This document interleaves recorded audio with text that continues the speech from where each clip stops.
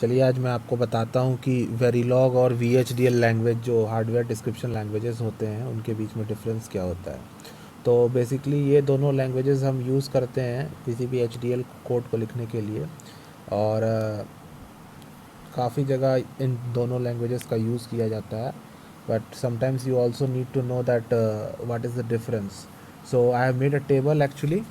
So from the table I will be explaining you the main points.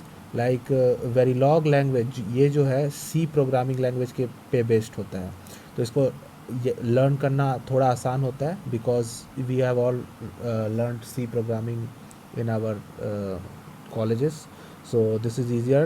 While on the other hand VHDL is based on Pascal और Ada language, right? Then वेरीलॉग जो होता है वो case sensitive language होता है. I mean that data DA capital TA data और DATA data ये दो डिफरेंट सिग्नल्स मतलब ट्रीट करेगा. लेकिन चूँकि VHDL केस इनसेंसिटिव होता है, so I write DATA data और data both will be treated as same signal, क्योंकि यहाँ पे केस सेंसिटिव होता है. मतलब कैपिटल ए और स्मॉल ए दोनों सेम ही ट्रीट होता है, लेकिन यहाँ पे कैपिटल ए और स्मॉल ए अलग ट्रीट होता है. ठीक है.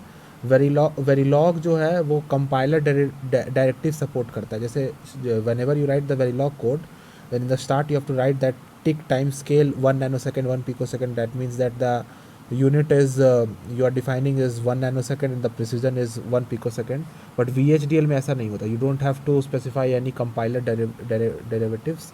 Similarly, other compiler derivatives are tick defined, so you can Google and watch what are other compiler derivatives. This is the most important thing.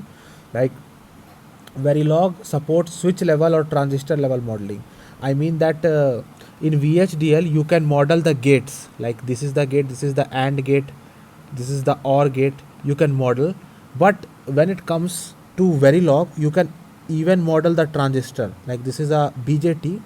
So this BJT and like this is MOSFET. So BJT and MOSFET modeling is not possible in case of VHDL. VHDL जो है switch level modeling नहीं कर सकता, but here you can see this is the BJT and this is MOSFET. So BJT and MOSFET modeling is possible in Verilog, but VHDL में this is not possible. Also Verilog does not support user defined data types, whereas VHDL support user defined data types.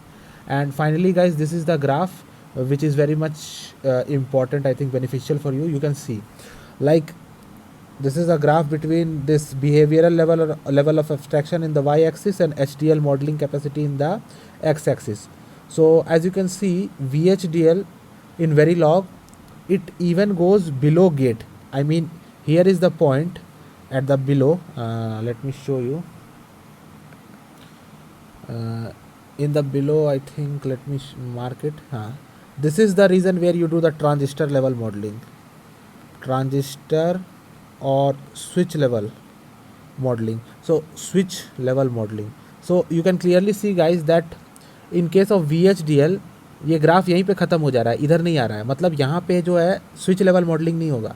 और इसी का advantage क्या है कि using Verilog it you are not so much comfortable in doing the high level or system level modeling, like system level programming, but using VHDL you are very much comfortable in doing the system level programming. So VHDL is suited for system level programming, system or high level programming, and Verilog is suited for, you can see, transistor or switch level programming. So depending on the requirement you can use any of these two languages, but main crux in the HDL is hardware description language is that you should be more inclined on the logic dominates.